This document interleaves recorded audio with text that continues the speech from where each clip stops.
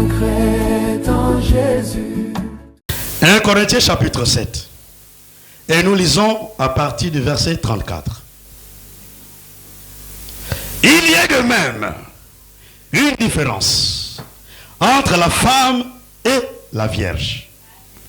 Celle qui n'est pas mariée s'inquiète des choses du Seigneur, afin d'être sainte de corps et d'esprit.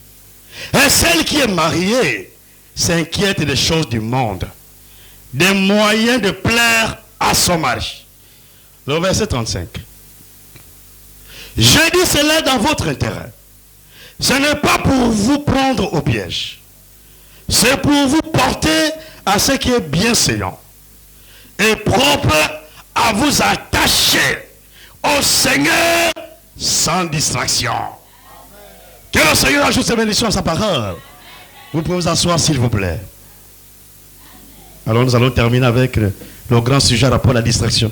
Aujourd'hui nous terminons le sujet.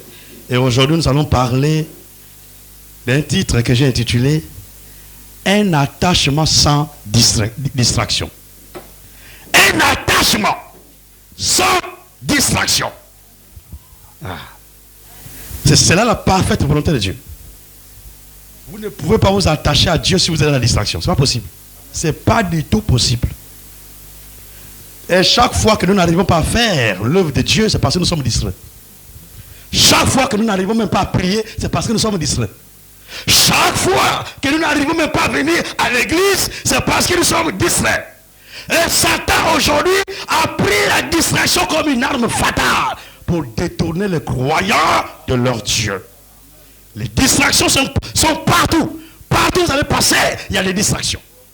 Et si vous suivez les distractions, vous n'allez pas monter dans l'enlèvement. Vous ne partirez pas dans l'enlèvement. Pour partir dans l'enlèvement, il faut que vous sortez de toutes les distractions. Un attachement sans distraction. C'est cela que nous parlons aujourd'hui. Alors, la distraction, comme nous l'avons vu depuis mardi, la distraction a pour but, le but de la distraction, c'est de vous éloigner de la volonté de Dieu.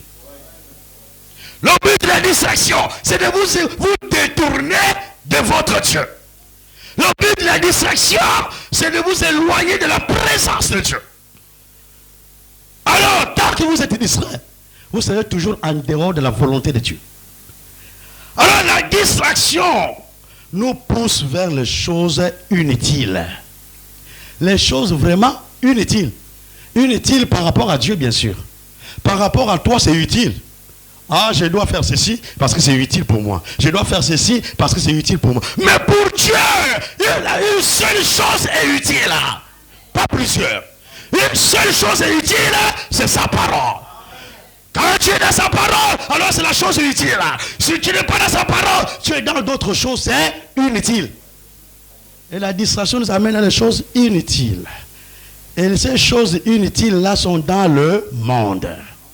Donc en réalité, Satan prend les choses du monde pour nous distraire. Il ne prend pas les choses spirituelles. Il prend les choses de ce monde. Les choses qui sont dans ce monde. Ce sont ces choses-là qu'il prend et il te présente et il te distrait avec cela. La distraction vient de Satan. Et là, le temps dans lequel nous sommes aujourd'hui, c'est le temps des grandes distractions. Beaucoup vont aller en enfer à cause de la distraction. Les gens cherchent des distractions partout. On veut être distrait, on veut être distrait. Plus vous êtes distrait, plus vous êtes loin de Dieu. Alors, Satan prend les choses de ce monde pour distraire les croyants. Ça, c'est vraiment un sujet très important pour nous. Alors, nous pouvons voir, nous avons pris dans la semaine plusieurs cas. Dans la semaine, nous avons pris le cas d'Israël. Israël, quand Israël est sorti d'Égypte, Israël était invincible. Un croyant, un chrétien est invincible. Satan ne peut pas vaincre un croyant. Quand vous voyez un croyant vaincu, il est distrait. Il est tombé dans la distraction. Et c'est dans la distraction que Satan va te dominer, que Satan va te vaincre. Quand tu es concentré sur Jésus-Christ, concentré sur la parole, rien ne peut te vaincre. Alors, Israël, quand ils sont sortis de l'Égypte, ils étaient invincibles. Aucun peuple ne pouvait les vaincre. Aucun peuple. Aucun peuple ne pouvait vaincre Israël. Et tous les peuples avaient peur d'Israël. Tous les sorciers ont peur des chrétiens. Tous les sorciers ont peur de croyants. Les rosicruciens ont peur de vous, mon frère. Ont peur de vous, ma soeur. Ce matin, je vous dis la vérité, vous avez le pouvoir de marcher sur les rosicruciens, de marcher sur les sorciers, de marcher sur les démons et sur la puissance du diable. Et rien ne pourra vous nuire. Quelqu'un qui a peur d'un rosicrucien, ce n'est pas un chrétien. Tu as peur d'aller chez ton frère rosicrucien. Oh, mon frère rosicrucien, je ne peux pas aller dormir chez lui. Tu n'es pas chrétien. Tu es un païen. Comment la lumière va craindre les ténèbres? On a vu ça depuis où c'est. C'est les ténèbres qui doivent craindre la lumière. Les ténèbres régneront pendant un certain temps. Dès qu'on met la lumière, les ténèbres sont chassées. Cette salle-là, si vous venez ici la nuit, c'est les ténèbres. Hein? Mais les ténèbres craignent la lumière. Ils craignent que si tu mets la lumière, c'est fini, ils vont disparaître.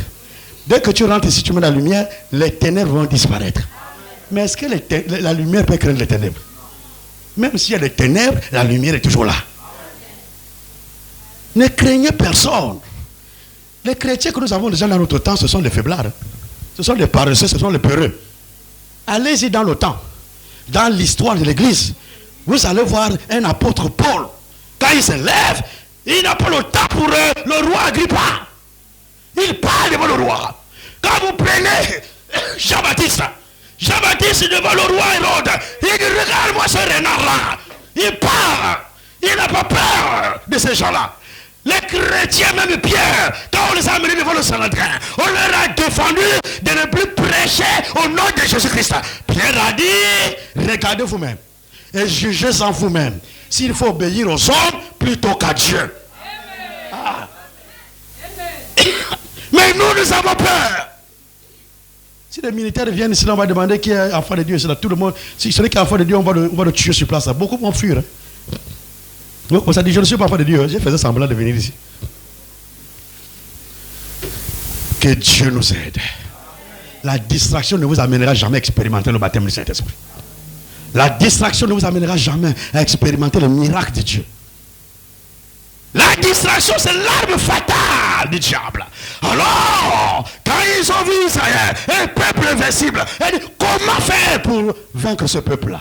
Quand ils sont arrivés dans le plain de Moab, alors, ils ont développé une stratégie. Sur le conseil de Balaam, développer une stratégie. Il faut divertir ce peuple-là. Organisons une fête. La fête fait partie des distractions de Satan. Et il y a une soeur qui se dit chrétienne ici. Allez-y dans le mariage de sa soeur, la petite soeur, ou sa grande soeur. Oh, j'ai ma grande soeur qui s'est mariée. Allez-y seulement voir. Hein. Vous allez vous asseoir. Sa grande soeur est païenne.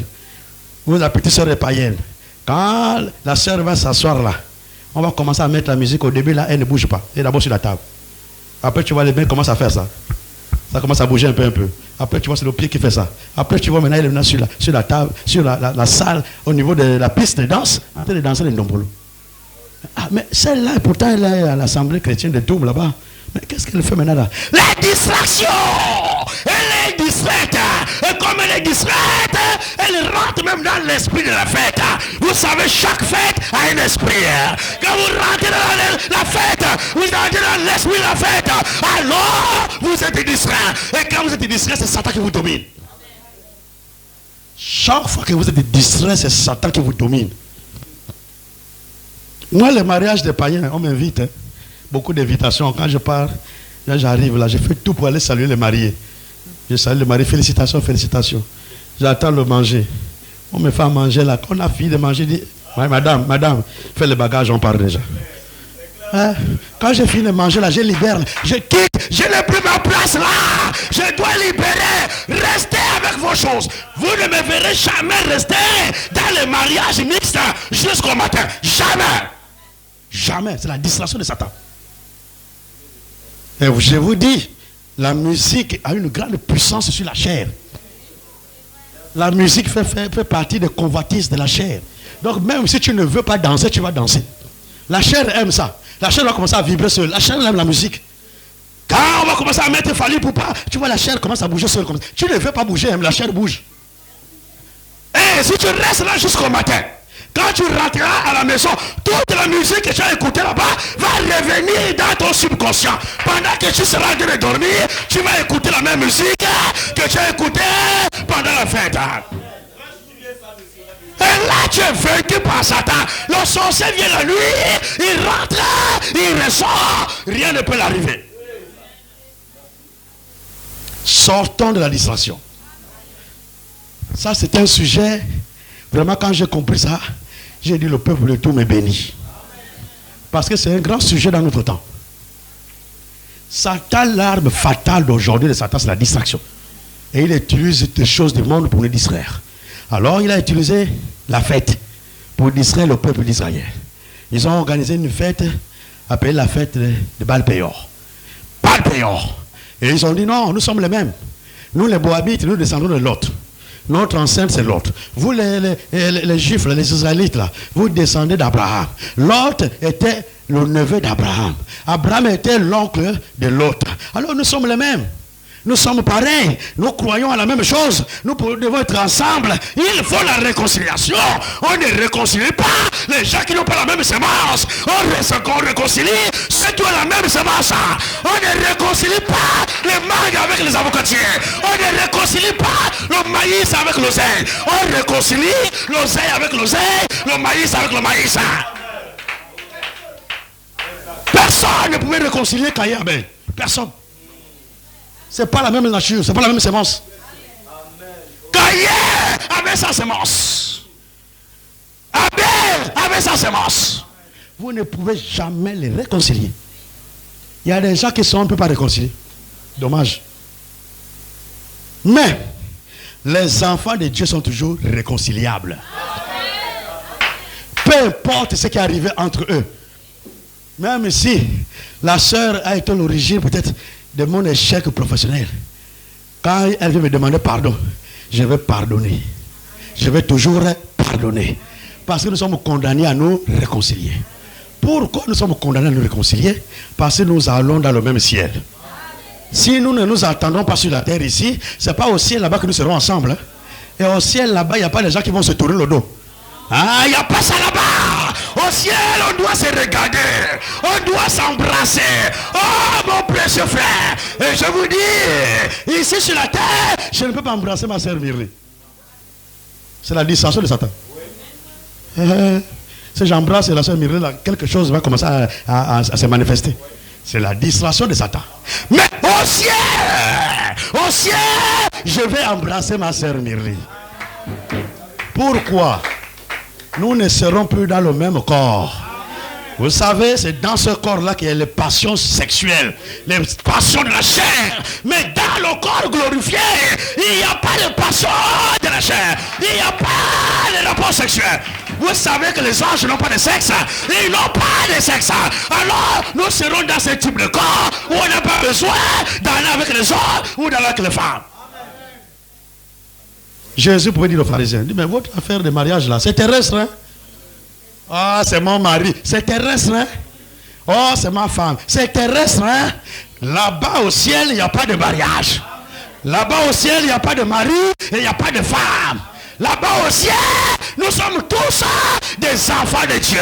Et là-bas au ciel, nous sommes des frères et nous sommes des sœurs. Oui. Ne perds pas le ciel pour le mari. Hein? Ah, ne perds pas le ciel pour la femme. Hein? Même les enfants. Aïe, aïe, aïe. Au ciel là-bas, les enfants que tu as sur la terre là, au ciel là-bas, ce ne sont pas des enfants. Oh, c'est mes enfants. C'est bien. Mes enfants, c'est mes enfants. Très bien. Dieu t'a seulement fait confiance sur la terre. Il a pris, il a dit garde. Mais ce n'est pas pour toi. C'est un enfant de Dieu. Ta fille, ton fils là, ma soeur, c'est un enfant de Dieu. Il faut le respecter comme ton enfant de Dieu, comme un enfant de Dieu. Il ne faut pas dire, ah c'est mon fils, hein? Attention les parents, vous qui avez les enfants croyants, faites attention. Ce sont d'abord vos frères et vos sœurs aussi. Et quand vous allez monter là-bas au ciel, quand tu vas voir ton soi-disant enfant là, Tu vas plus dire, oh ma fille, Yami, viens ici là. Ah, ça n'existe pas. Là-bas, tu diras, oh ma bien-aimée Yami, que Dieu te bénisse. Ah. Là-bas, il n'y a pas de mariage, il n'y a pas de parents, il n'y a pas des enfants. Parce que si là-bas tu as des enfants, toi tu es une fille de Dieu. Ça veut dire que tes enfants là sont les petits-fils ou les petites filles de Dieu. Ça n'existe pas. Hein. Dieu n'a pas de petits-enfants. Hein. Dieu n'a pas de petites filles ou de petits-fils. Hein. Il n'a pas ça. Dieu n'a que des fils et des filles. Dieu n'a que des enfants. Dieu n'a pas de petits-enfants. Donc quand tu es là-bas, là, tu n'es pas l'enfant de quelqu'un. Tu as transité dans une famille temporaire sur la terre. Tu n'as pas été créé par maman et papa. Mais tu as été engendré par maman et papa. Alléluia! Tu es un créateur. Il y a quelqu'un qui t'a créé. Et pour venir dans ce monde, tu as besoin de transiter dans un corps. Alors ce corps-là vient par les histoires sexuelles là. Et là, le corps se forme. Et maintenant, ensuite, on prend l'esprit. C'est comme ce qui s'est passé avec Adam. Adam était d'abord créé. Ensuite, le corps formé de la poussière de la terre. Ensuite, Dieu a pris l'esprit. Il a introduit dans Adam. Et c'est ce que Dieu dit. Dieu souffla dans Adam. Et Adam est devenu une âme vivante. C'est la même chose pour toi. Quand le bébé là doit naître sur la terre, tant que le bébé là ne pleure pas, ça veut dire qu'il y a un problème. Hein? L'esprit n'est pas encore rentré. Il faut que quand le bébé sort là, il faut que Dieu prenne l'esprit, il introduit dans le corps. Et quand tu sors, et le choc entre l'esprit et le corps, ça crée toujours un choc. Le bébé est obligé de pleurer. L'enfant pleure, parce qu'il y a un choc toujours entre le naturel et le surnaturel. Alors, Dieu, avec son peuple Israël, nous enseigne dans la semaine. Les Moabites, on dit, bon, nous sommes pareils. Nous ne sommes pas pareils. Hein. Pour ceux qui croient, qui pensent que nous sommes pareils comme les autres, nous ne sommes pas pareils ici. Hein. Je vous le dis déjà. Nous ne sommes pas pareils. Seulement écoutez ce que nous prêchons, allez écouter ce que les autres prêchent. Nous ne sommes pas pareils. Ah. Alors, ils ont fait une fête là, Baal-Péor, et c'est pendant la fête qu'ils ont maquillé leurs jeunes filles, les Moabites là. Mohamed bien maquillées, avec les mini-jupes. Mini-jupes, quand elles passent là, en collant, vraiment, les Juifs, les Hébreux ne savent plus quoi faire.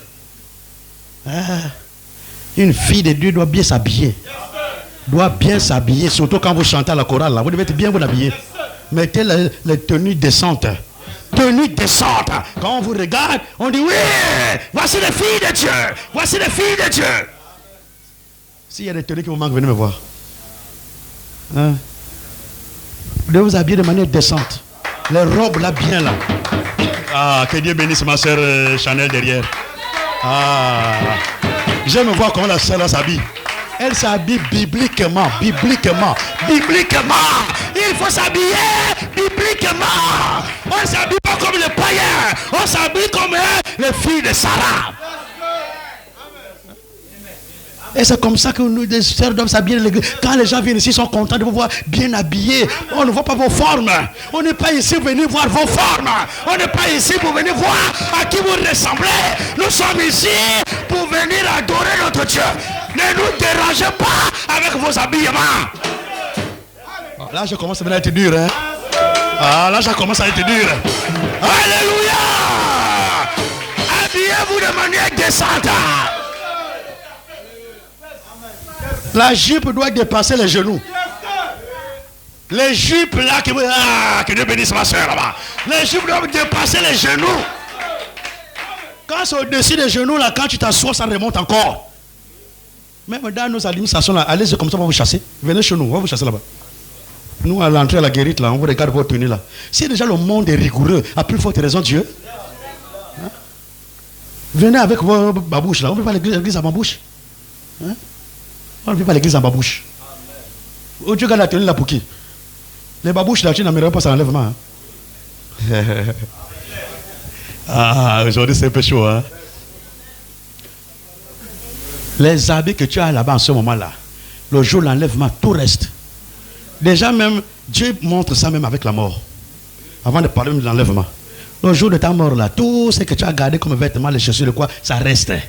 Tu pars comme tu es venu, comme un ver de terre. Tu pars de la manière que tu es venu, c'est la manière que tu pars. Quand tu es sorti du sein de ta mère, tu avais des habits. Hein? Tu avais quoi, même pas les couches câlines. Il a fallu qu'on aille te payer ça au marché pour te donner. Oh, tout ce que tu as, on t'a donné. Tout ce que tu as, on t'a donné. Et maintenant, quand tu es maintenant là, tu dis non, c'est qu'on m'a donné là. Je n'ai pas besoin d'aller montrer ça devant Dieu. Venez ici en costume cravate. Moi, je peux transpirer parce qu'on n'a pas encore fini l'affaire là. Mais vous avez déjà un peu la fraîcheur là-bas. Hein? Qu'on va régler l'affaire des climatiseurs là. Là maintenant, je serai même à plus que ça. Hein? Ah, venez bien habillés chez le Seigneur. On ne parle pas chez le président de la République avec les babouches, avec les sexy, avec les pantalons bizarres. Non? On va chez le Seigneur bien habillé. Chez le président bien habillé. Le jour que vous allez partir chez le président, avec pantalon, chemise, cravate, seulement, vous ne rentrerez pas. Mais pourtant, c'est des gens, on va dire, c'est acceptable quand même. Que Dieu bénisse ma soeur. Il faut la veste. Il faut que tu rajoutes la veste. Pantalon, veste, chemise et cravate. Ah, là tu peux rentrer. Sinon, tu ne rentreras pas. Et venez aussi comme ça. Je ne peux pas vous chasser, hein, c'est pas ma maison. Mais venez comme ça aussi bien habillés. Dieu veut vous voir bien habillés. Regardez les frères là-bas, comment ils sont. Regarde Alvin là-bas. Ah. Aujourd'hui, le sujet est un peu bizarre. Alléluia! Non, je vous encourage à le faire. Je vous encourage, je ne veux pas. L'église là, ce n'est pas une église de pauvres. C'est une église de riches. Hein. Est-ce que quelqu'un croit ça? Alléluia! L'or et l'argent appartiennent à notre Dieu. Si tu manques des amis, viens me voir. Viens me voir. Venez me voir s'il n'y a pas des amis. Venez me voir. L'or et l'argent appartiennent à notre Dieu. Pourquoi nous sommes pauvres? Non. Nous devons être riches. Ah. Dieu habille les oiseaux du ciel. Dieu habille même le lys de la vallée. Ah, il habille la fleur. Quand vous regardez la fleur là-haut, oh, même Salomon était dépassé quand il regarde. Oh, tellement c'est beau. Oh, regardez comment la fleur est belle, bien habillée. Et les enfants de Dieu, Dieu ne peut pas les habiller. C'est parce que tu ne veux pas. Si tu veux être bien habillé, Dieu va t'habiller. Ah, vous ne croyez pas? Si tu veux être bien habillé, Dieu va t'habiller. Je ne parle pas de moi. Dieu va t'habiller. Mais Dieu va t'habiller. Si tu veux être bien habillé. Et si tu ne veux pas, Dieu aussi ne fera rien. Dieu doit toujours vouloir ce que l'homme veut. Dieu ne t'imposera rien. Si tu dis non, moi c'est comme ça, Dieu dit oui, d'accord. Alors, la fête va bientôt finir. Je vais essayer d'aller vite. C'est quand je me laisse conduire, là le Saint-Esprit m'amène à beaucoup de choses. Ah, c'est dans la fête de Baal-Péor que Israël s'est détourné de leur Dieu. Et ils se sont attachés. Dans Nombre 25, le verset 3, la Bible dit, Israël s'attacha à Baal-Péor. Baal-Péor, c'était la divinité des Moabites. C'était le Dieu des Moabites. Alors, dans la distraction qu'elle a faite, alors Israël a commencé à commettre l'impudicité, la débauche. Dans la distraction, quand vous voyez une soeur qui est dans la débauche, elle est distraite. Quand vous voyez un frère qui est dans la débauche, il est distrait. Quand vous voyez un frère qui va encore au bar, il est distrait. Distrait par Satan. Quand vous voyez une soeur qui va encore à la plage là-bas, elle est encore distraite. Allez voir, montrer ses petits... Non. Il faut que vous soyez les filles de Dieu. Moi, je ne suis pas venu ici pour faire les membres de l'église locale. Je suis ici en tourne pour faire les fils et les filles de Dieu. Il faut qu'il y ait une épouse ici en tourne qui va aller à l'enlèvement. Et ça, à un moment donné, vous allez voir la parole que je vous prêchais au début va commencer maintenant à changer. Ça va commencer maintenant un peu dur. Vous êtes déjà né de nouveau. Moi, le plus important, c'est que vous naissiez de nouveau. Quand vous êtes né de nouveau, on peut maintenant vous prêcher les choses dures. Vous ne devez pas seulement être au lait maternel. Il faut qu'on vous commence à vous donner maintenant le nyamboué. Commence à vous donner maintenant le manioc, les tubercules. On vous donne maintenant le poulet, la viande, la nourriture solide. Et ça, là, pour supporter la nourriture solide, là, il faut que tu sois d'abord né de nouveau. Alors, à cause de la fête, ils ont été distraits et ils se sont détournés de Dieu. Et Dieu n'a pas aimé cela. Dieu s'est mis dans sa colère et Dieu a frappé. La Bible dit 24 000 sont morts. 24 000. sont morts à cause de leur péché là. Le péché de la débauche, de l'impudicité et de l'idolâtrie. Ils sont allés maintenant s'attacher à des dieux étrangers. Dieu ne veut pas que vous attachiez à d'autres dieux, si ce n'est à lui seul. Et quand on arrive dans le Nouveau Testament, nous avons pris un cas. Marthe, la sœur de Marie et la sœur de Lazare. Alors, ce jour-là, Jésus qu'on prêchait dehors était arrivé chez elle dans la maison. Ah, l'extraordinaire. Imaginons Jésus que je prêche ici là ce matin va décider de vous visiter à la maison. À la maison. Alors Jésus est arrivé chez Marthe. Il est rentré dans la maison de Marthe. Marthe, au lieu de profiter de la présence de Dieu pour demander les choses spirituelles, alors Marc était dans les occupations domestiques. Oh, je dois aller laver les assiettes. Dieu est dans ta maison, tu vas laver les assiettes. Aïe, aïe, aïe, aïe. Ah, ça là, si c'est moi, hein, vraiment, vous allez me traiter de tout ce que vous voulez.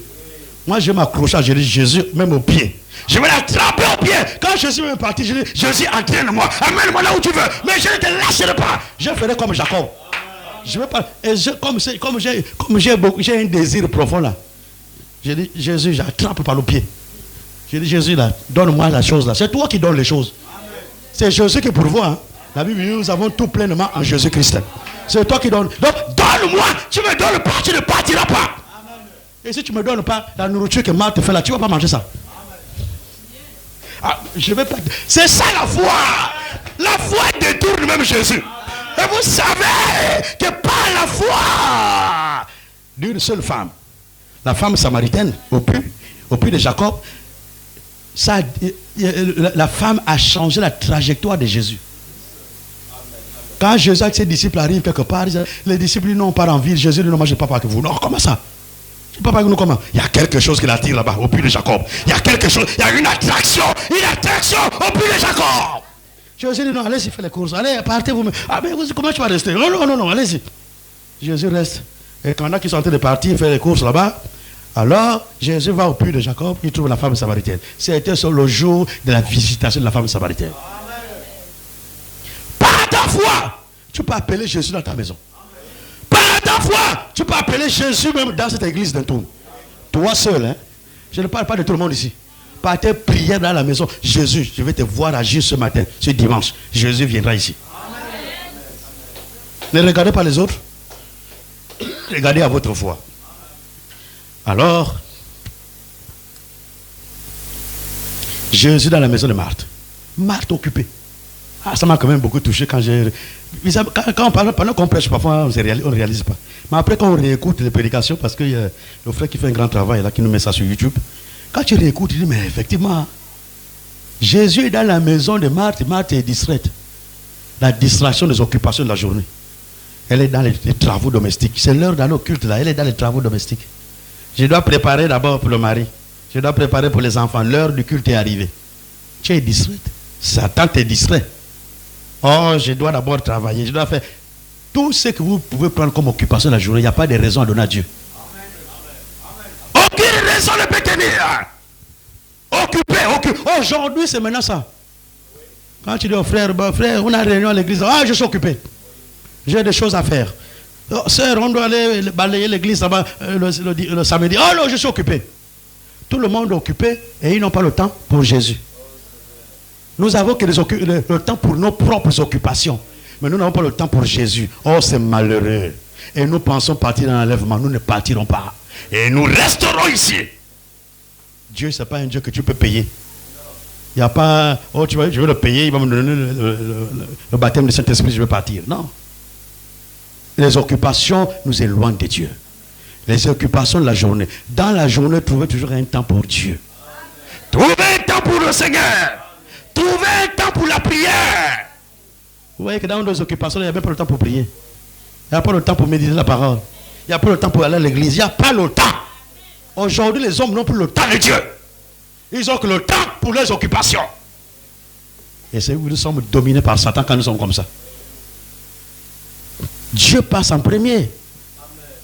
Ah, est-ce que vous imaginez que c'est Dieu qui vous a créé? Et si Dieu décide aujourd'hui de vous faire disparaître, il est capable de vous faire disparaître. Celui qui t'a créé, tu penses que le corps t'appartient? Tu te trompes. Hein? Le corps ne t'appartient pas. Le jour que Dieu va récupérer son souffle de vie, mais ton corps là va aller à la poussière.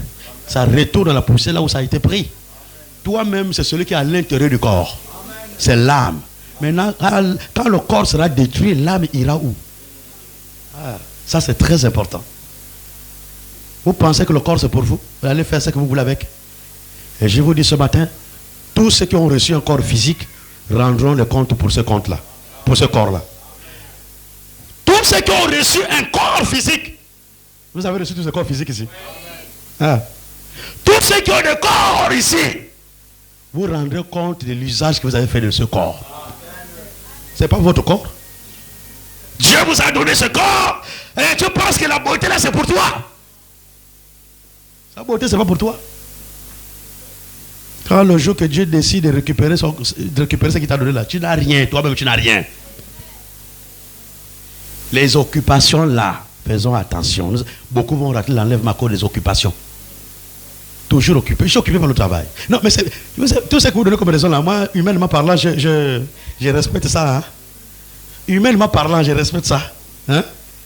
Mais divinement parlant, là, ça c'est votre affaire avec Dieu là-bas. Ça ne me regarde pas.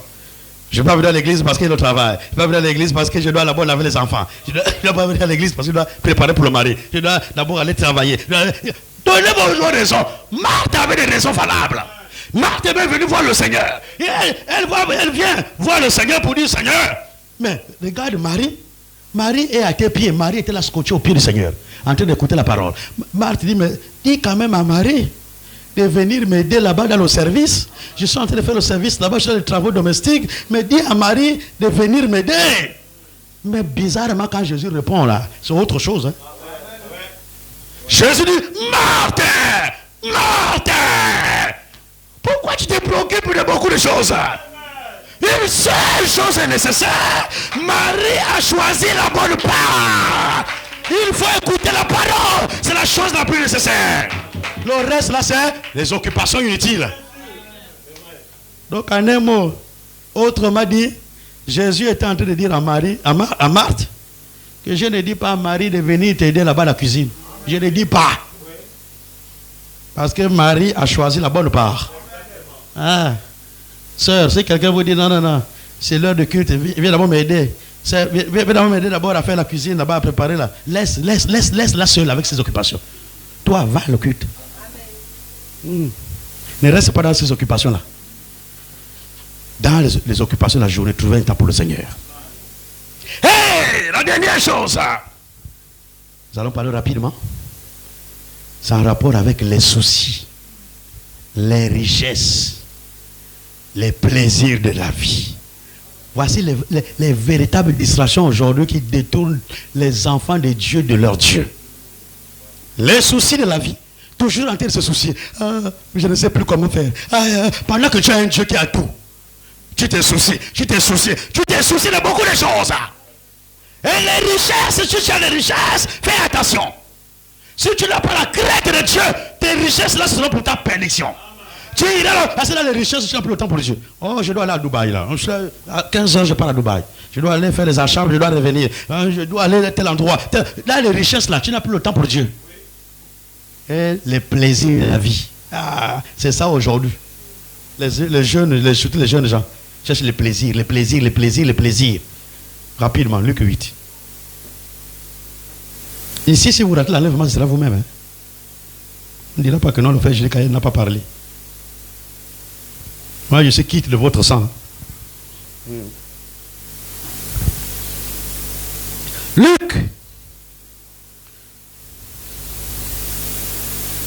Luc chapitre 8.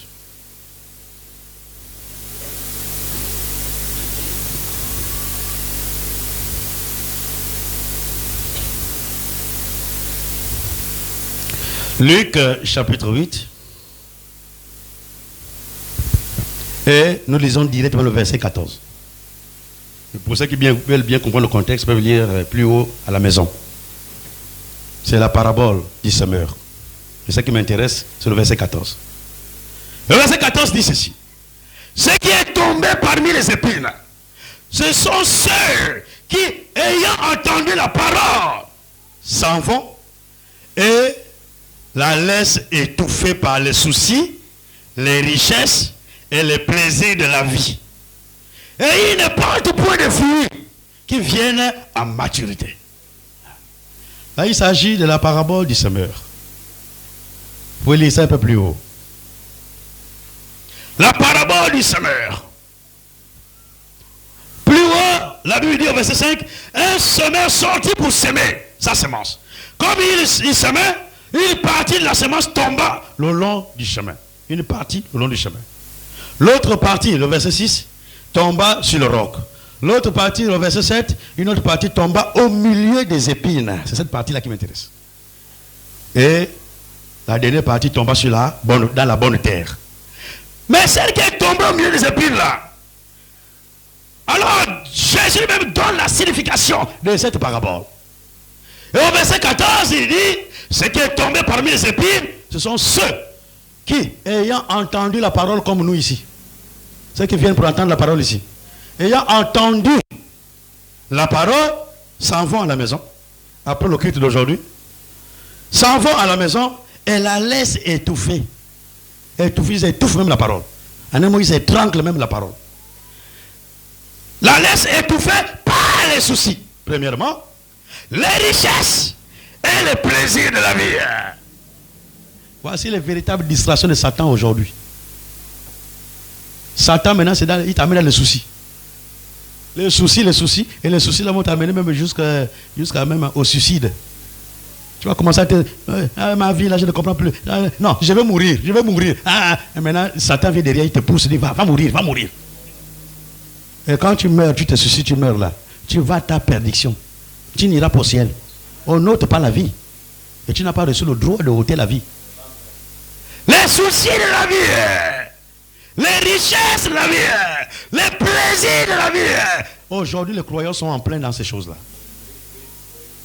Quand Dieu te donne les richesses, c'est pour le servir avec tes richesses. Tu dois soutenir l'œuvre de Dieu avec les richesses de Dieu que tu as donné. Les richesses là, c'est pas pour aller maintenant faire les choses du monde. Pour aller maintenant dans le bar avec ça. Les plaisirs de la vie.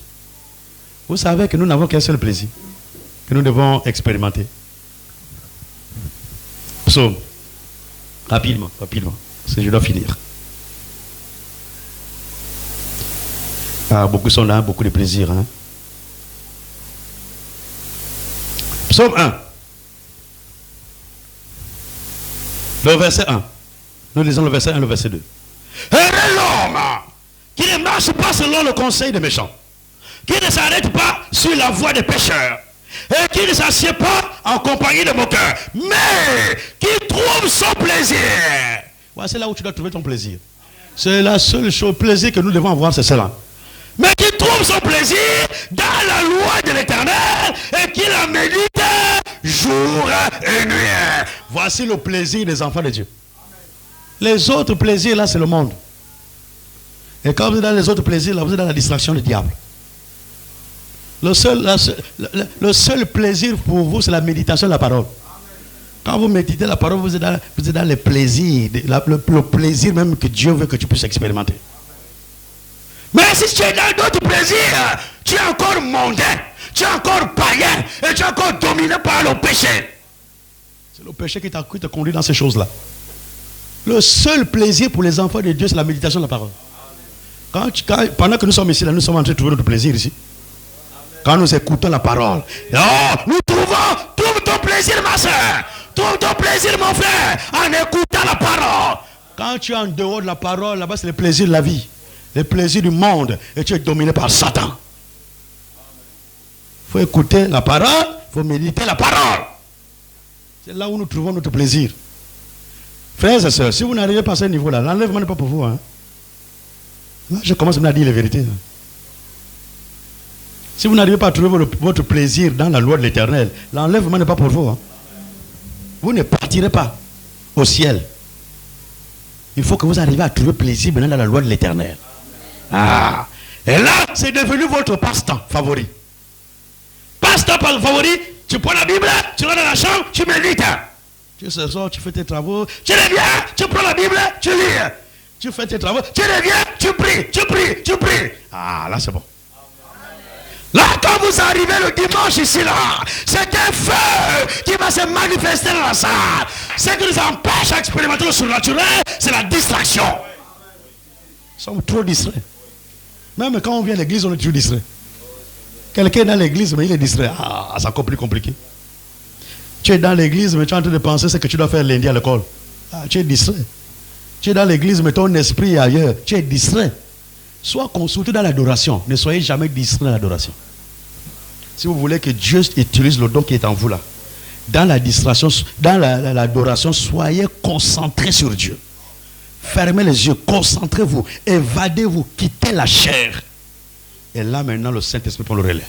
Les prophéties vont commencer à tomber. Les parlants en langue vont commencer à tomber. Mais si vous adorez comme les charnels, rien ne peut se faire. Distraction. Les gens sont... Et Satan aujourd'hui distrait maintenant l'église. Il n'est plus dans les choses, il n'est plus dans les mondains, dans les païens. Lui c'est ici. La distraction doit quitter la salle. La distraction doit quitter vos vies. Dieu veut que vous vous attachiez à lui sans distraction. Un attachement sans distraction.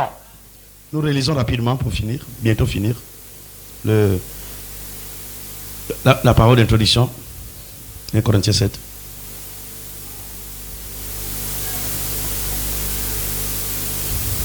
« 1 Corinthiens 7.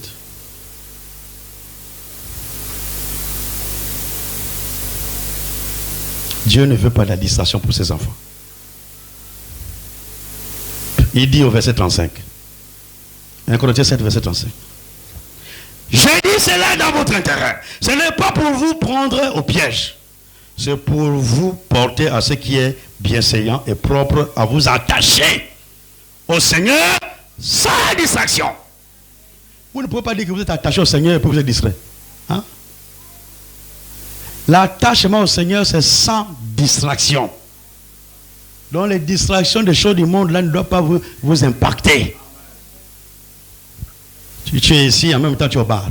Tu viens, tu sors, quand tu sors, tu es au bar. Tu sors, tu es dans la plage, tu es dans le monde, tu es dans le plaisir du monde. Et Dieu va te faire quoi avec toi? Tu resteras toujours pareil. Tu peux faire même 50 à l'église, tu ne changeras pas. Toujours la même personne. Et nous prenons une dernière écriture pour finir. Là, nous allons dans Job 22.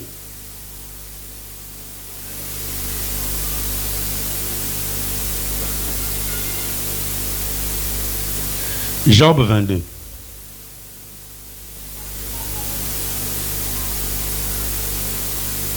Job 22.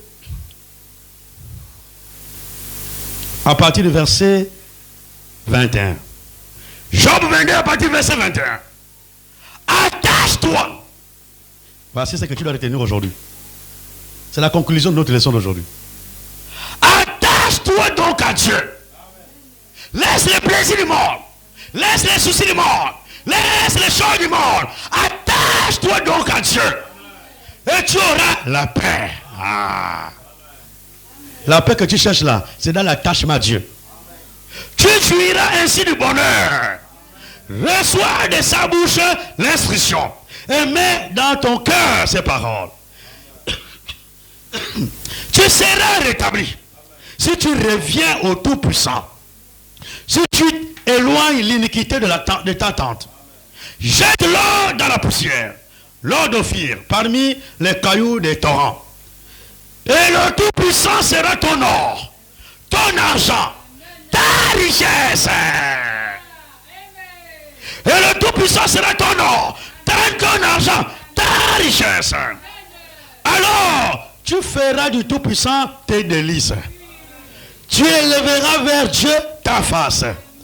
Tu le prieras et il t'exaucera. Et tu accompliras tes vœux. À tes résolutions, il répondra. Aïe, aïe, aïe. À tes résolutions à toi. À tes résolutions à toi, il répondra. Les résolutions, c'est les décisions. À tes décisions à toi seul. Aïe, aïe. À tes résolutions répondra le succès. Est-ce que quelqu'un peut prendre une résolution ce matin? Prends une décision dans ton cœur. À ta décision répondra le succès. Si tu veux le succès, prends d'abord la décision. La décision d'aller déposer ton dossier au travail, dans une entreprise. La décision d'arrêter de boire le vin alcoolisé. Ce n'est pas Dieu qui va venir t'imposer d'arrêter de boire. C'est toi qui dois prendre la décision. Ensuite, de ta décision répondra au succès. Tout ce que nous voulons dans la vie, décidons d'abord. Même le mariage, pour ceux qui veulent se marier. Ne regardez pas l'argent. Pourquoi nous voulons nous mettre des blocages inutiles? Nous sommes les hommes et les femmes de foi. Dis, je veux me marier cette année. Et commence maintenant à agir comme quelqu'un qui prépare son mariage. Tu as 100 francs, tu mets de côté. Tu as 10 francs, tu mets de côté. Dieu voit ta bonne volonté. Et quand Dieu voit ta bonne volonté, la suite, c'est Dieu qui le fera. Amen. Nous tous, on a expérimenté ça. Quand je me suis marié, je venais à peine d'être fonctionnaire. À peine. Je n'avais même pas le salaire. Il n'y a pas le salaire, il n'y a pas un gros salaire, il n'y a rien. On a dit, on s'est marié. On a pris la décision. On a dit, bon, chaque mois, il faut mettre quelque chose de côté. Il y avait combien même? Petit salaire là, c'était les 10 000 qu'on met de côté. 10 000, tu as préparé le mariage avec quoi? Avec 10 000. 10 000, tu mets de côté là. Il y a des mois où le loyer prend tout. Donc tu dis, ah, le mois là, il n'y a rien, on ne peut rien mettre. Mais la bonne volonté que nous avions à l'époque a fait descendre Dieu. Amen.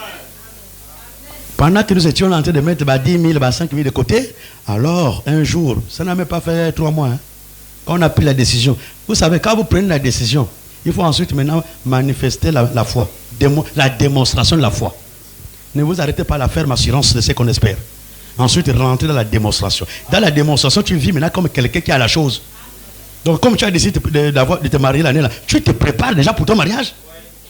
Et tu te mets dans les dispositions où tout le monde voit que tu prépares le mariage. Tu es en train de mettre de l'argent de côté. Chaque mois, tu payes déjà même les articles qu'on demande à la dot là. Oh, le mois là, je paye un carton de coca. Je prends, même les voisins disent, ah, mais il a en train de préparer son mariage. Hein. Ah, c'est ça.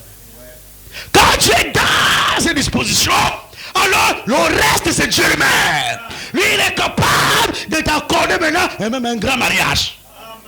Et ça, il a fait avec moi. Et on a mis des petits montants là. Dieu dit, bon, même pas 3 mois. On m'appelle un bonjour. Là, on me dit, oh, va regarder les noms là-bas à la fonction publique. Allez-y, regardez les noms. On est en train de payer les rappels là-bas. Et moi, je vais quel rappel? Qui va me donner le rappel là? Je pars. Et puis, c'était même numérique. Il y avait un site, il fallait rentrer. Je rentre dans le site, je tape mon nom. Aïe, aïe, aïe. Quand je tape mon nom, et c'est là où c'était un peu dommage. On a regretté ça après avec ma femme. Il fallait qu'on demande plus au Seigneur. Parce qu'on avait demandé au Seigneur, on avait dit un montant. Seigneur, nous voulons tel montant pour préparer le mariage. Maintenant, quand j'arrive là, qu'on m'appelle, qu'il y a les rappels, quand je vais vérifier là-bas, c'est le même montant là qu'on a demandé au Seigneur. Alléluia! Alléluia! Donc, après on a regretté. Il fallait qu'on demande plus. Oh, l'homme, c'est terrible. Il fallait qu'on demande plus. Là, j'ai dit à ma famille, mais il fallait qu'on demande plus au Seigneur. Il allait donner ça. Mais on a été juste. Et ce qu'on a demandé, c'est ce qu'il a donné. Et c'est ça qu'on a pris maintenant pour faire le mariage. Le mariage, on n'a pas pris 6 mois pour préparer le mariage. Non, on a eu le mariage. Les gens étaient même étonnés. On a commencé à faire le mariage. On a fait tous les mariages coutumiers, le civil, tout. Ah, les gens disent, mais ils ont l'argent. Hein. Un jeune fonctionnaire comme ça, il a l'argent. Ah, c'est la Rose-Croix. Hein. Ah, c'est la Rose-Croix. Je vous dis, tout pour moi, on me qualifie de Rose-Chrétien. Même ma maison, là, que je n'ai pas trop parlé de moi. Ceux qui viennent à la maison chez moi disent, je suis Rose. Ah, c'est Rose-Chrétien. Ah, c'est quelle maison comme ça là? Mais il peut avoir les moyens d'une maison comme ça. Quand j'amène la voiture, ah, c'est Rose-Chrétien. Bon, ça, c'est votre problème. Ce que je veux vous dire, ici, là, c'est pas l'église des pauvres. L'or et l'argent appartiennent à notre Dieu. Décide ce matin. Si tu décides, à ta décision répondra le succès. Dieu va répondre par le succès. Et tu rentreras dans le succès. Alors, tu expérimenteras le surnaturel. Sortez la distraction. Dieu nous dit, attachez-vous à lui. Dieu veut un attachement sans distraction. Que Dieu vous bénisse pour aujourd'hui.